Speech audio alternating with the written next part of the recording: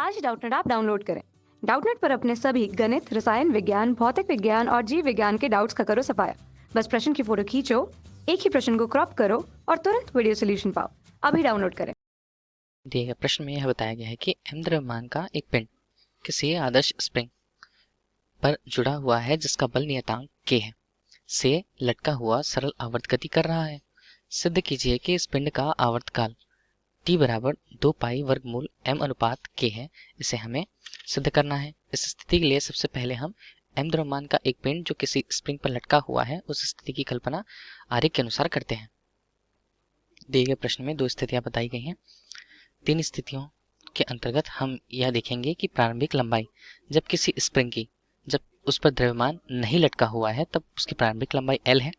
द्रव्यमान जिसका भार हमें प्रश्नानुसार M दिया हुआ है उसे लटकाने पर यदि उसकी लंबाई में वृद्धि L होती है, जहां पर लंबाई में वृद्धि के कारण दूसरी स्थिति पर इसका कुछ प्रसार हो जाएगा। यहाँ लंबाई में वृद्धि कुछ हो जाती है। इस स्थिति पर B की स्थिति को हम साम्य स्थिति कहते हैं। साम्य की स्थिति जहां पर हम यह कह सकते हैं कि लगने वाला भार के लिए स्प्रिंग भार के विपरीत दिशा पर अर्थात ऋणात्मक रूप से एक बल अन्य बल उत्पन्न करती है जिसे F से प्रदर्शित किया गया है। विपरीत में लगाया गया बल प्रत्यानयन बल कहलाता है।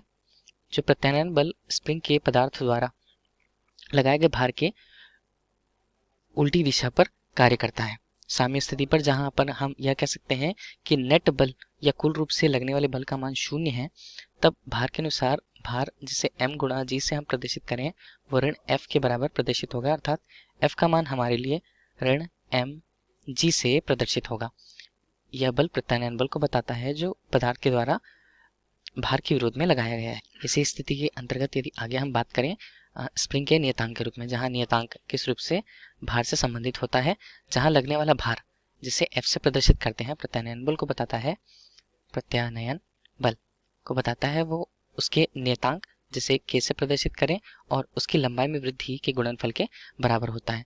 यही वह स्थिति होती है जब वह अपनी पदार्थ के अनुरूप स्थिति के अनुसार, जो यहाँ k उसके गुण पर निर्भर करता है, लंबाई में वृद्धि को बताता है। जैसे समीकरण हम इसे 2 तथा इसे 1 यदि दे दें, तब एक स्थिति जब इनका मान बराबर होगा, जहां प्रत्यानयन बल का मान ऋणात्मक रूप से k L के बराबर होता है, जो लगने वाले भार की दिशा के विपरीत दिशा पर कार्य करता है। इस स्थिति पर हम यह कह सकते हैं कि दोनों के मान यहाँ पर ऋणात्मक रूप से होते हैं तथा k L का मान हमारे लिए mg के बराबर होगा। यदि हम अब C तीसरी स्थिति की बात करें तो तीसरी स्थिति के अंतर्गत हम यदि नीचे की ओर एक बल लगा दें, भार के लटकने के अनुसार ही इस स्थिति पर हम एक बल नीचे की ओर लगाएं, तब यह स्थिति उसके भार तथा नीचे पर लगने वाले बल की स्थिति द्वारा प्रदर्शित होगी।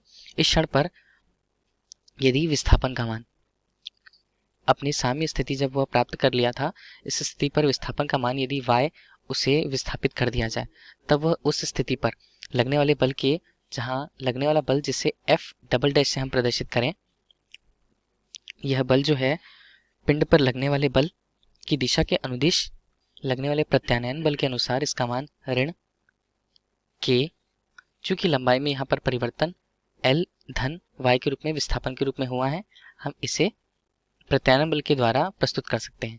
यही प्रत्यानयन बल स्प्रिंग को ऊपर और नीचे दोलन करने के लिए उत्तरदायी होगा।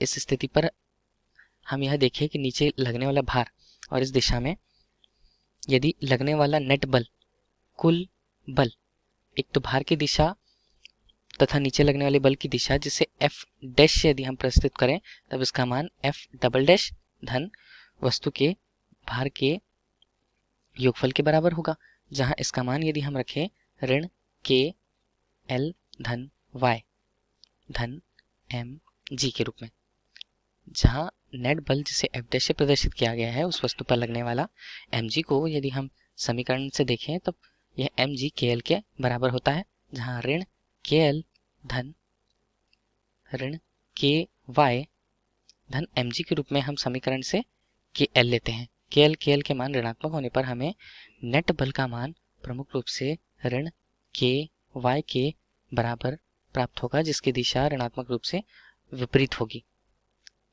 चूंकि लगने वाले नेट बल की दिशा विपरीत दिशा पर है, हम इस स्थिति पर वस्तु पर उत्पन्न हुए त्वरण, जिसे ए अल्फा से प्रदर्शित किया जाता है, उस अनुसार यदि हम इसका मान लिखें तो न्यूटन के द्वितीय नियम से एफ डैश का मान हमारे लिए m गुणा ए के गुणनफल के बराबर होगा।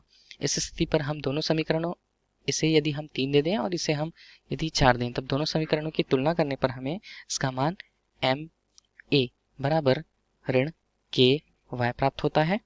इसे ही यदि हम सिर्फ त्वरण के रूप में लिखें तब यह ऋण के वाई अनुपात m से प्रदर्शित होगा। अब इस स्थिति पर हम यह कह सकते हैं कि k जो कि नियतांक है, m की मात्रा भी निश्चित है। तब a कहीं ना कहीं इस स्थिति पर y के ऋणात्मक दिशा अर्थात विस्थापन के दिशा के अनुक्रमानुपाती होती है। यह हमने इस समीकरण के द्वारा जाना। चूंकि हमने इस स्थिति को प्राप्त कर लिया है, इसे हम समीकरण चाहे तो 5 नाम दे सकते हैं। इस स्थिति के अनुसार यदि हम अगर सरल आवर्त गति करती है तो सरल आवर्त गति के लिए आवर्तकाल का सूत्र t बराबर हमारे लिए 2 पाई, जहां ऊपर विस्थापन को सामान्यतः प्रदर्शित करता है विस्थापन, और नीचे उस स्थिति पर त्वरण की मात्रा को वह प्रदर्शित करता है। तब हम यहाँ पर इस स्थिति में जहाँ विस्थापन हमने y के स्वरूप माना हुआ है तथा त्वरण को अल्फा से जहाँ a से प्रदर्शित किया हुआ है, तब इस स्थिति पर हम यदि समीकरण 5 में से देखें तो y और k का मान ऋणात्मक रूप से जहाँ विस्थापन y को प्रदर्शित करता है, हम इस रूप में y अनुपात अल्फा बराबर m अनुपात k से इसे प्रदर्शित कर सकते हैं। इसी मानों को यदि इस समीकरण पर रखें तब 2 पाई m अनुपात k के रूप में हमें इसका मान प्राप्त होता है। यही इस स्थिति पर जहां पर द्रव्यमान और स्प्रिंग नियतांक के रूप में हमें आवर्तकाल का समीकरण प्राप्त हुआ है, इसी को हमें सिद्ध करना था। धन्यवाद।